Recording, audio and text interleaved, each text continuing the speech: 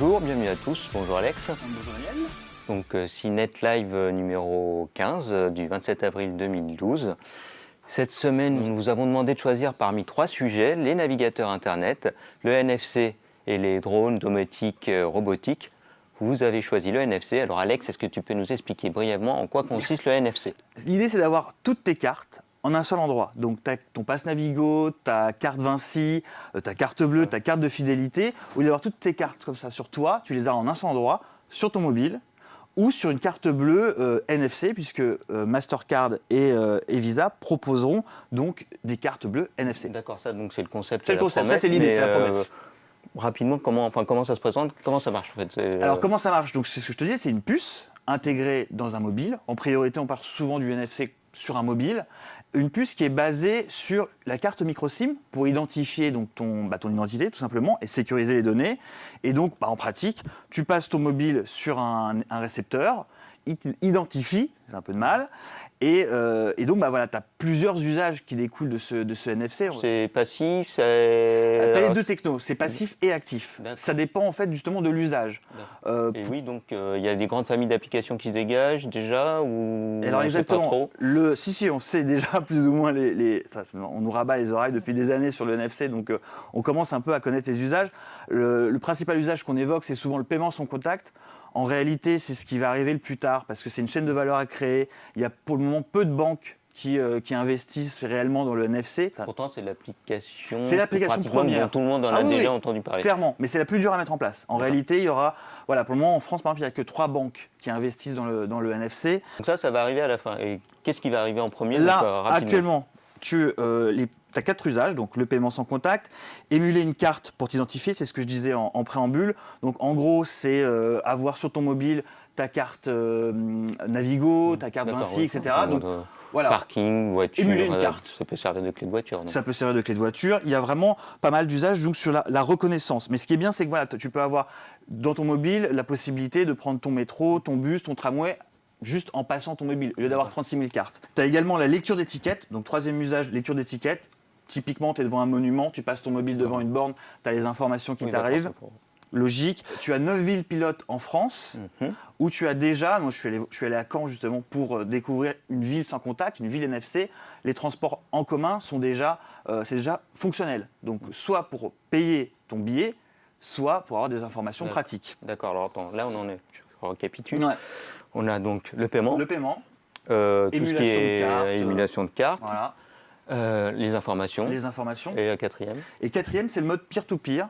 Alors c'est l'échange, tu as 2 téléphones compatibles NFC, tu les mets l'un contre l'autre et tu peux te partager du contenu, vidéo, photos, voire même de l'argent. On a une idée du taux de transfert? Par contre, c'est la limite du NFC, c'est pas du Bluetooth. Ouais, en termes de débit... Je veux te passer un morceau de musique. Non, franchement, c'est... pour de l'échange ponctuel, documents, ça va aller. Maintenant, très franchement, tu ne vas pas échanger une vidéo en Full HD via le NFC, clairement. C'est pas vraiment fait pour. C'est une techno qui a un débit bien plus faible que du Bluetooth. Ça, c'est certain.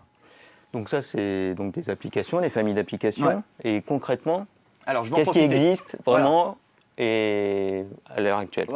Est-ce que ça existe déjà? Alors ça existe. Je veux profiter du NFC. Je suis pionnier parce que on l'a dit, ça pose pas mal de questions.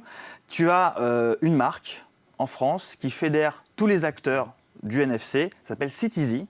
Ça a été impulsé par les 3 opérateurs, donc Orange, SFR, Bouygues. Tu as aussi Énergie qui a rejoint le... C'est juste un consortium ou ils sont en charge d'une norme? Est-ce que c'est une norme déjà, le NFC? Alors oui, le NFC est maintenant normalisé. Ça a pris beaucoup de temps justement de mettre tout le monde d'accord. Maintenant, le NFC, c'est une norme. Donc, tu n'auras pas 36 000 normes qui existent. Ça, c'est plutôt pas mal. Typiquement, ça les transports, les villes. Voilà, tout le monde est fédéré sur cette marque pour Citizy. Le paiement. Ça existe en France? Non. C'est pour tout. C'est-à-dire que Citizy, si tu veux, c'est une chaîne de valeur. Tu as les banques qui sont derrière, tu as les opérateurs, tu as la RATP, tu as les services publics et les services de transport de Strasbourg, de Nice, des différentes villes sans contact. Voilà, tout le monde est fédéré autour de cette marque-là. C'est ce qui permet à l'utilisateur de se dire, je vais chez mon opérateur, je choisis l'option gratuite. D'accord. Option gratuite. Donc, voilà, si je vais utiliser le NFC, ça va me coûter de l'argent ou pas?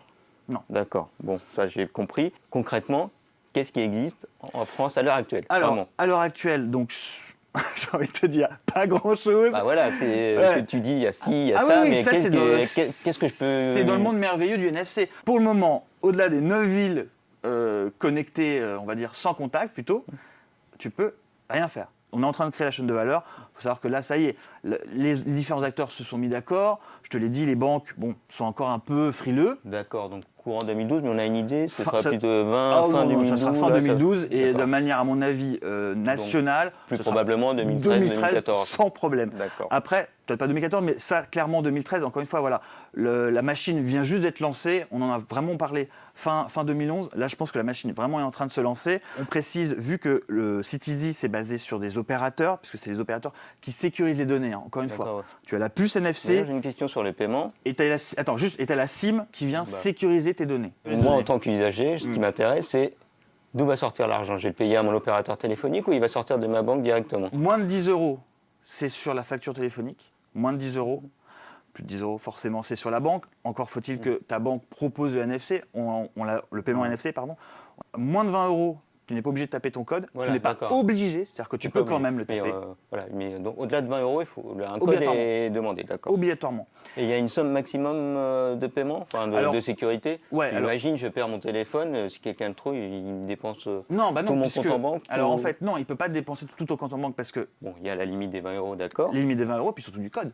Si tu affectes un code Oui, à bah, chaque le paiement, code, oui, non, mais c'est ce que je voulais dire, c'est qu'à partir de 20 euros, il y a un code, donc on ne peut pas aller au-delà. voilà. Mais au-delà de ça, je suis tête en l'air, je suis dépensier. Est-ce qu'il y a une somme maximum est-ce que... Comme sur une Un carte plafond, bleue, quoi. il y a un plafond classique, donc c'est 300 euros par semaine, 1500 euros par mois. Ça, c'est le plafond classique. Après, je pense que tu peux voir ça spécifiquement avec ta banque. C'est comme Oui, tu non, prends une après, carte bleue. d'accord. Voilà, ça évolue. Juste un dernier petit mot sur cette techno qui est assez intéressante. Quand tu parlais au début, en préambule, du passif-actif. Oui, Quand tu n'as plus de batterie, ton téléphone, tu n'as plus de batterie, bon, tu ne peux plus payer avec, évidemment. d'accord. Par contre, tu peux toujours t'en servir dans les transports en commun. Un peu comme une carte Navigo. Oui, là, parce que Pendant 24 heures.